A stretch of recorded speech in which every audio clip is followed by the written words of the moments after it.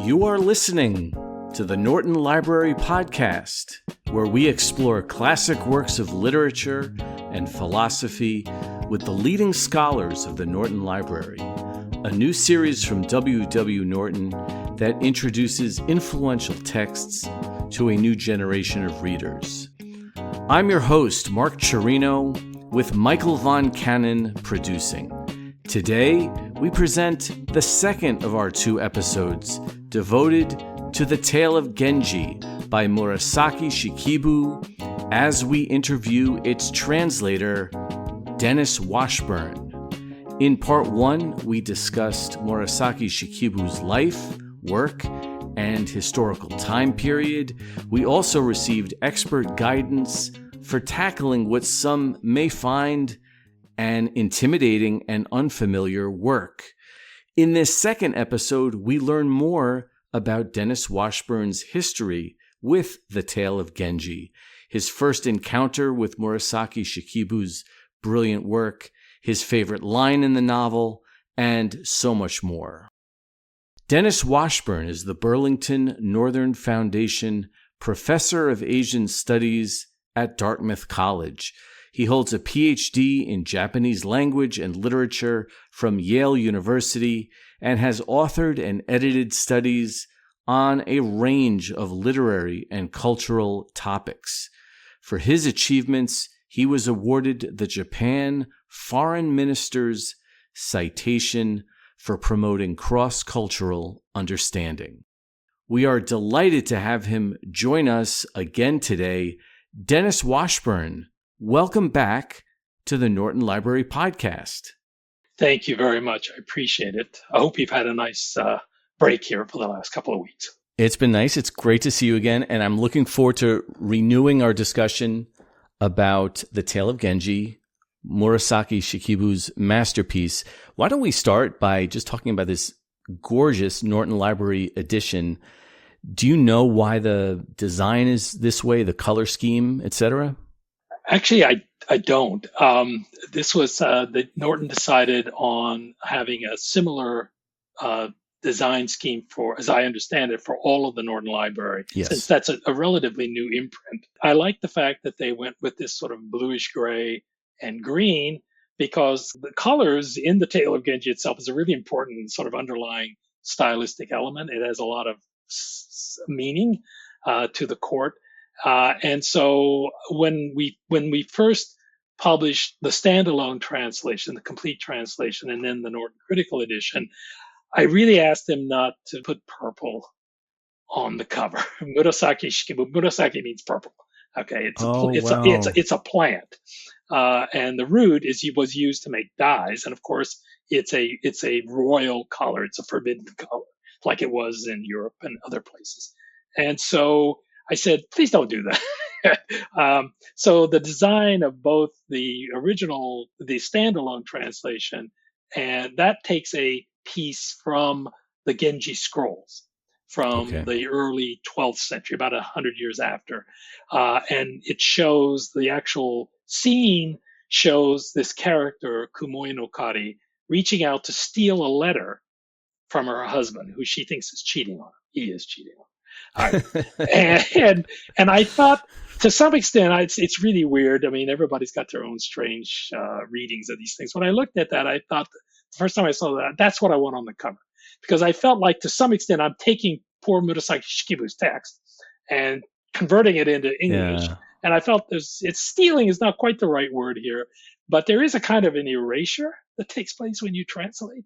And I have to be honest with you, that's an anxiety I've forgotten over.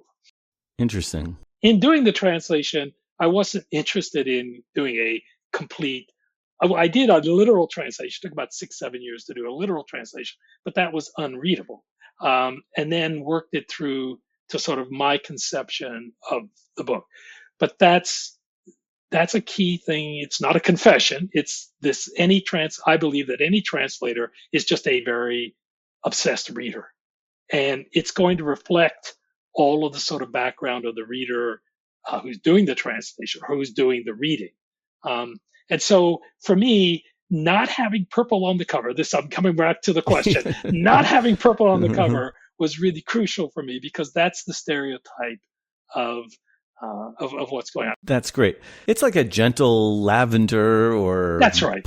Plum, but not purple. It's No, definitely it's not that. It's definitely not purple. Dennis, when did you first read The Tale of Genji? Do you remember?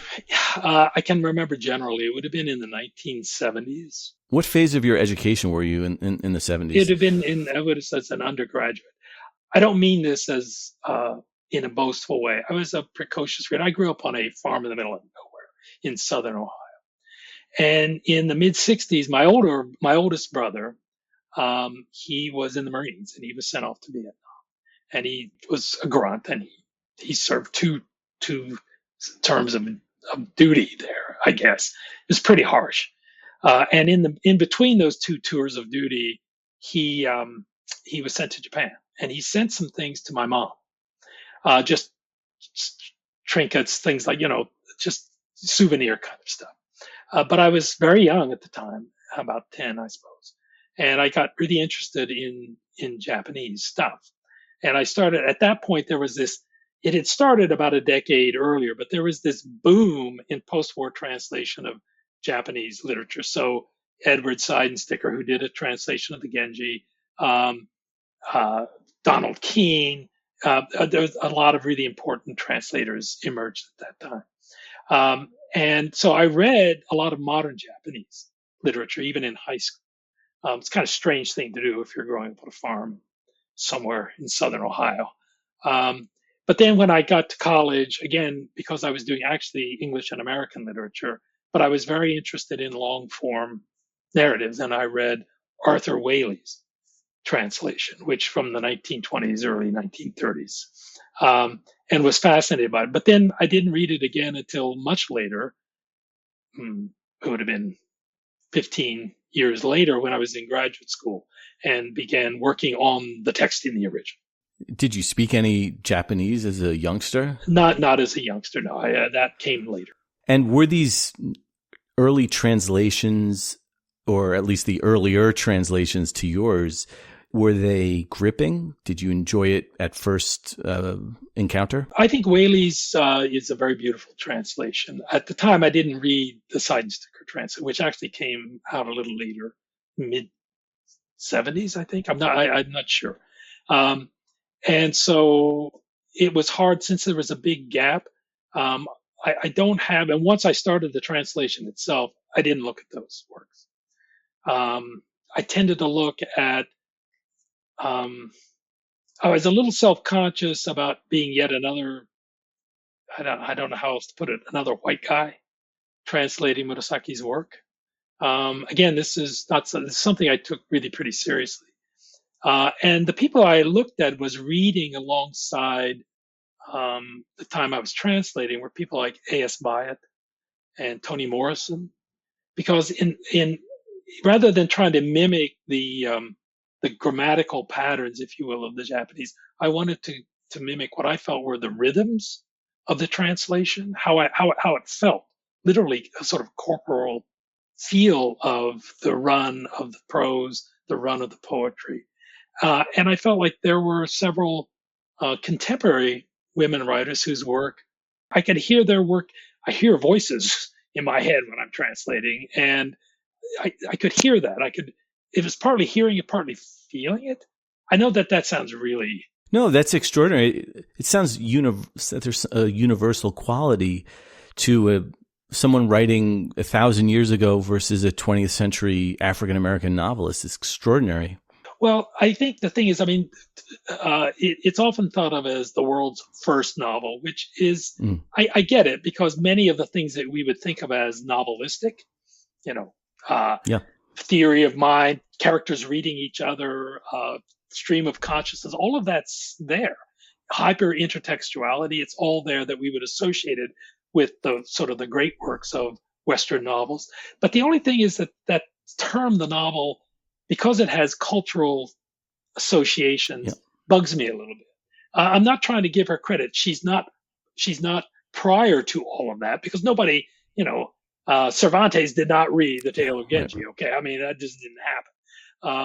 But on the other hand, that did affect the way I think Whaley's translation came across, because I think he saw this more as a medieval romance, very sophisticated, much more sophisticated than a lot of European romances, particularly from a psychological standpoint.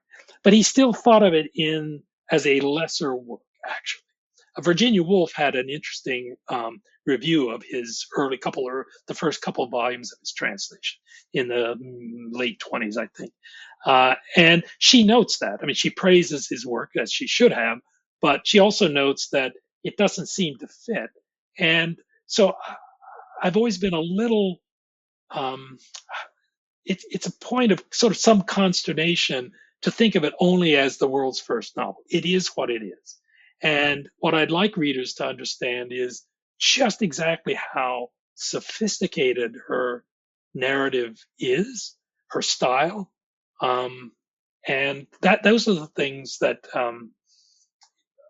if anybody can come away with anything from this in terms of appreciating the literary art in this text, that's kind of what I'd like them to at least see, or at least get a sense of when they read this. I imagine that a lot of our listeners are going to be coming to Tale of Genji for the first time. What do you think would be the challenge, most common challenge to a new reader of this novel? Okay. Well, as we talked about earlier, in the earlier episode, I think one of the things is just Genji's behavior, or the behavior of men generally in the world. And I do think, again, referring back to our earlier conversation, I do think that Murasaki Shikibu is critiquing that. I do think that the tone of the book looks at it in a very critical way. But it does so within the confines of the world building that she does. She's giving a realistic depiction of courtly life. And so that complicates the matter. I mean, you can see where they're coming from. So as we mentioned last time, his relationship to some of these women seems very almost caddish, if I can use a really old-fashioned word. Also, the fact that the eventual love of his life is a young girl he takes under his wing, and who's not expecting him, who thinks of him more as an older brother, right, is not expecting him on the first night of the 3-night marriage ceremony to come in. And so she's shocked. And so your sympathy as a reader goes to her. So I think a lot of people have trouble with that aspect of the book. But apart from that, I think again, it's not a question of accepting it. It's a question of really looking at the world that is created in this text and how it reflects a particular historical moment and the possibilities or the potentials of that moment. And this was not a barbaric culture. All right. Women did have value. Women were treated well in many ways. But still, at the level of the court, their value is their reproductive capacity, pure and simple. Do you have a favorite line in this extremely long book? If I were thinking about it, I tend to think about it in terms of, it's not the poetry itself.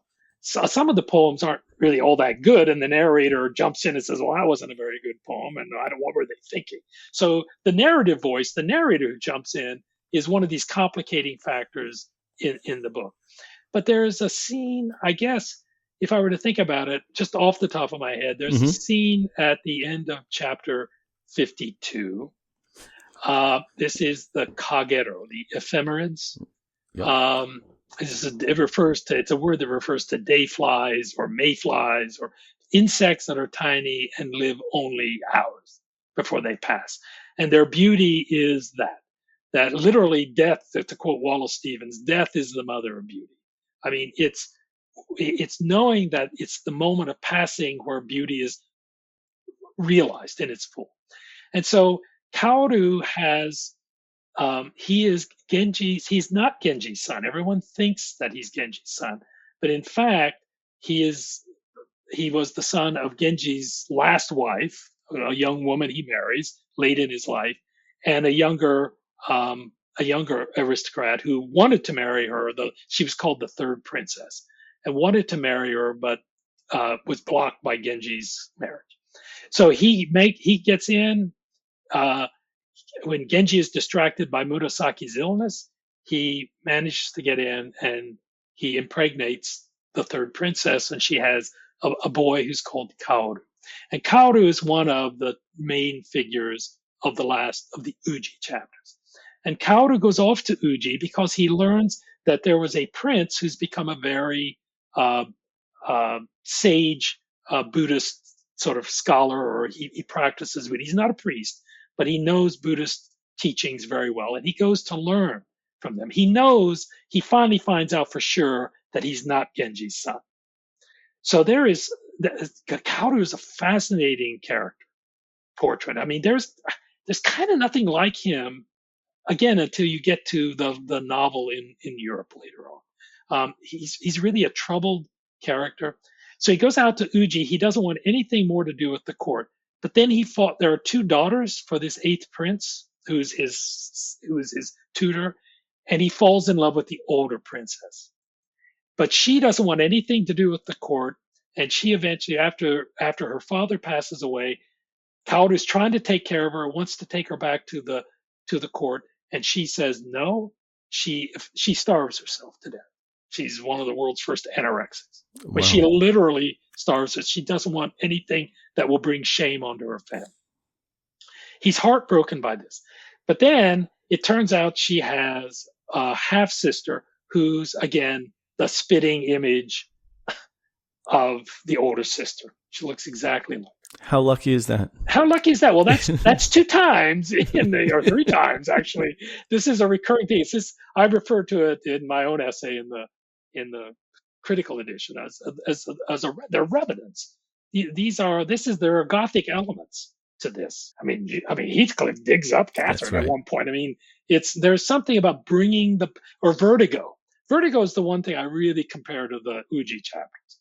This like bringing back a dead love, bringing it back to life. So he finds Ukifune and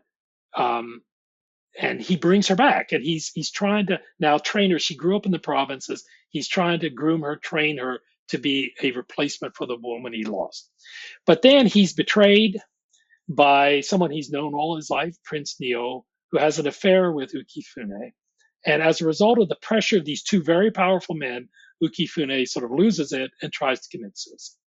So Kaoru, at this point, at the end of Kagero, this passage that I'm citing, could I read that? Of course. Short passage.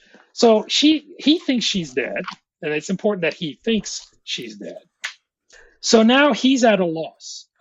He's had this tense meeting with Prince Neo, the person who betrayed him, with her. They're both mourning the death of Ukifune. They think she's committed suicide.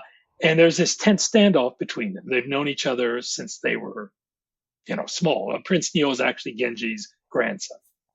So there's this deep connection between them. And in this chapter, that's the first part of it is this tense standoff. And then Kaoru's at a loss. He doesn't really want to play the courtly game anymore. He doesn't want to do that. But he's kind of got no choice. And he's sort of wandering about the palace and sort of talking with some of the ladies in waiting and sort of teasing with them and stuff. But he just can't. He's in a really terrible depression.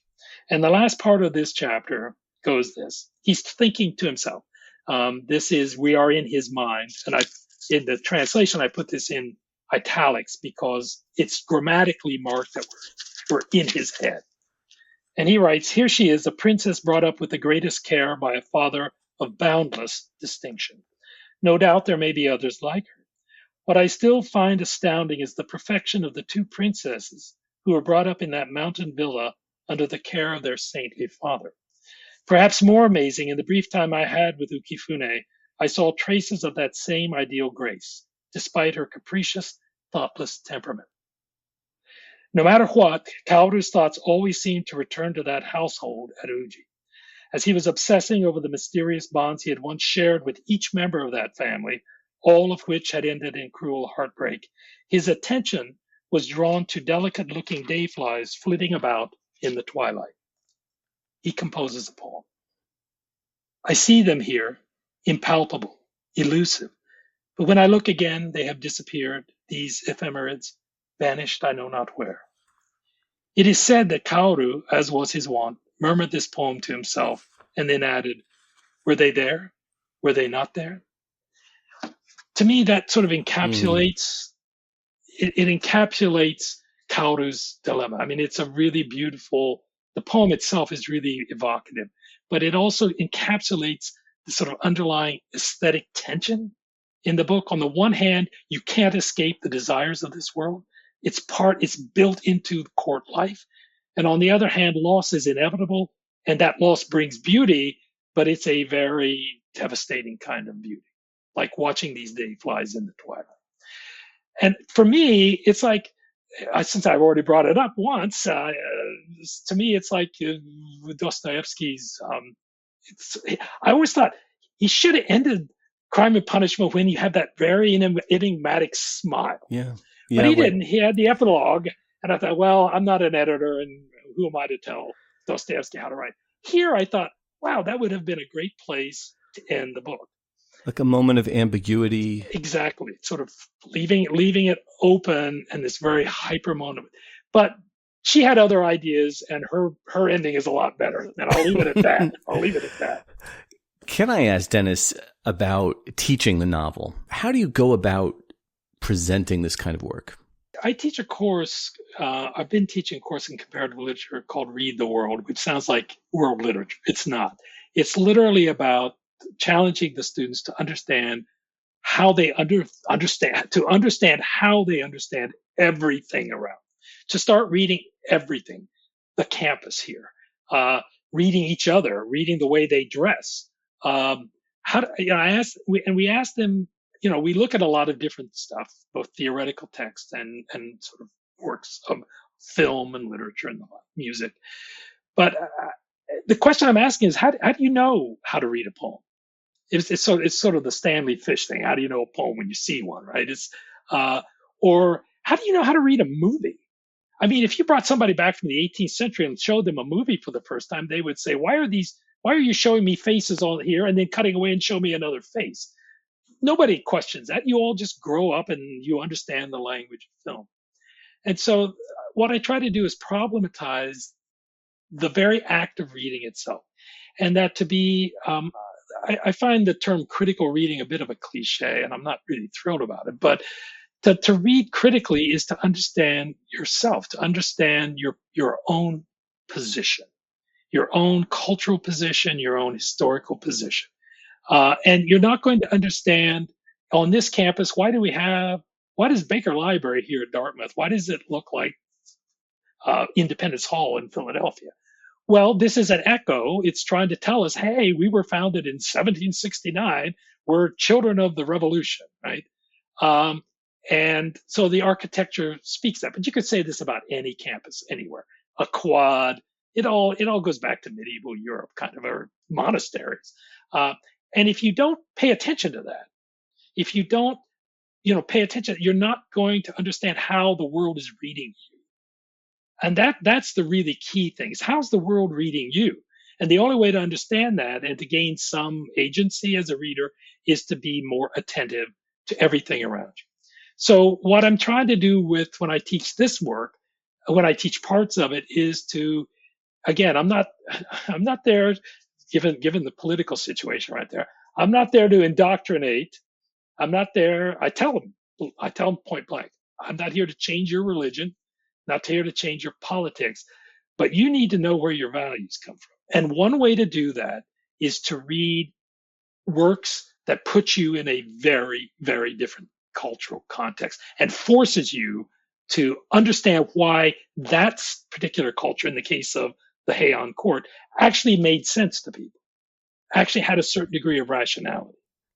It's like a paradoxical, where you learn more about yourself, even if or by looking at a foreign text. Well, I think so. I mean, to me, I figure, I've had students, I'm now old enough, several generations of students, and most of them don't really remember I don't remember everything I learned in a college course. You don't remember that.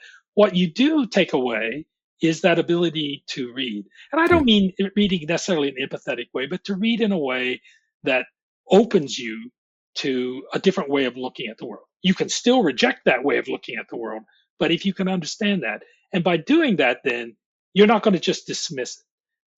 If I can give a very different example very quickly, there's a total it's really difficult to teach Japanese poetry. Everyone learns how to do haiku in third grade. Right. Okay. And, and then because it's short. Yeah. It's short and therefore it's dismissed. But it's a deeply contextualized and again, intertextual art form. And I'm not expecting people to go down the rabbit hole to get that. But to dismiss it is the thing I'm trying to get people to avoid doing. To say, this doesn't look like anything I've ever read before. So why am I dealing with this? This is 10th, 11th century Japan. Who cares? But you should care because the things that she's talking about are still valuable. I mean, they still have meaning and resonance in the present day. Yes, very different culture, very different time, but not indecipherable. Not emotionally or intellectually indecipherable. And that's what I want students, not just with the Tale of Genji, but with anything that I teach. Dennis, I feel like you've already offered some hot takes, some counterintuitive presentations of the Tale of Genji, but what stance do you hold about this work that seems to be sailing against the prevailing winds when it comes to the critical conventions? Yeah. Teaching it in the age of #MeToo is it's not, I don't want to say it's a challenge. Actually, it's in some ways, it's a weird opportunity because the things that made that movement possible and are now being rolled back in disturbing ways, are actually dealt with in the text. They have resonance in the text. I don't see her. I've had colleagues who've been annoyed because they think, by sort of showing and sort of highlighting that element of the text, that I'm trying to view Murasaki Shikibu as a feminist writer or whatever. That's not at all what's going on. Her criticisms of her culture are deeply rooted in very specific values, that are unique to that culture. But it's the process by which she navigates all of these contradictory elements in her culture that I think has really lasting value. And that's what I'd like, again, people, if they, it's a long book. It takes effort to read through this. It's a complicated work of literary art. But I think it's worth it because it's a kind of, doing it that way is a kind of self-evaluation. It's to put your own values to the test. And I am certain that 98% of the time, nobody's going to say, I wish I lived back then. But at the same time, you can certainly understand and appreciate the conceptions of sublimity, of beauty that are throughout this text. And that, I think, is the sort of underlying worth of her writing. So since The Tale of Genji was first published, has it been represented in different forms that we can look and see if we can absorb the tale in a different way? Yes. For example, in the 12th, 13th century, one of the things that was that, what was the text? What was the actual canonical text? And you have, there's a dozens of these chapters that are spurious. But I find that really, really interesting because it meant there was fan fiction going on out there. So that's the first indication that you have of this. Second is visual arts from the beginning. Okay, so the picture scrolls, the emaki, became a normal sort of way of looking at it. It was normal in her day and age. There are scenes in the Genji where you see women reading, they're looking at pictures or they're reading a picture scroll. So, image and word were always tied together. By the time you get to sort of the 14th, 15th century, you have no plays that are based on this. By the time you get to the Edo period, that is the 17th century, right up until the modernization period in the late 19th century, you have parodies of Genji. Saikaku wrote a famous one, The Man Who Loved Love. There was a parody, a long parody in a picture format called Inaka Genji, a countrified Genji and a fake Murasaki. And then you have courtesans in the license quarters who take on the names of the characters, woodblock prints. And then when you get into, of course, modern, into the, let's say, the Meiji period on, the late 9th century on, you have plays, you have translations in modern Wow. Japanese, you have rewriting of the work, but then you also have film versions, you have anime versions, which are really quite interesting, and manga. And there are several important manga series that deal with this. One last thing, about 10 years ago, about the year that the standalone translation came out, I have a dear friend who I've known for 40 years in Japan, and I didn't know that she was a fan of the Takarazuka theater. This is an all-female troupe, and they were putting on the Tale of Genji. And I was very nervous about going because I was afraid I would like it. It's hard to describe the Takarazuka. It's kind of the Vegas review. They've done Gone with the Wind. They've done all these classics of Western literature as well. But it was really quite interesting and totally valid. All of these reworkings, why not? It's not a dead text. When they adapt it for cinema, do they adapt the whole thing or do they do various episodes? They do episodes, yeah. There was a really interesting animated version in the late 80s that actually starts in the 4th chapter. I see. And then you sweep back with flashbacks, and then that's how but they can only capture, parts of, there's actually an audible version of my translation. It's like, took forever. It was like 30, I can't remember how many hours, 35 hours. If you were, my wish would be that somebody like Shonda Rhimes picks this up and does a Bridgerton version of Genji. I would love to see that, but I want to hold out. It's crying for that. Dennis, the last question for today, and this might be related to what you were just talking about, but how about music? Is there music in the novel? Does this novel inspire any music to you? Is there a Tale of Genji playlist that goes through your mind? That's a funny question. First of all, music does play an enormous role in this. It's a crucial part of a lot of the romantic relationships, usually with koto or with biwa lute.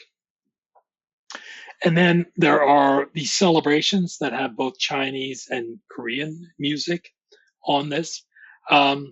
It's that mix of things that I would find really interesting. And in the same way that I would prefer that, for example, in the cover of the cover of the library edition, but then the cover of the critical edition, the artist there is a cut paper, kirie.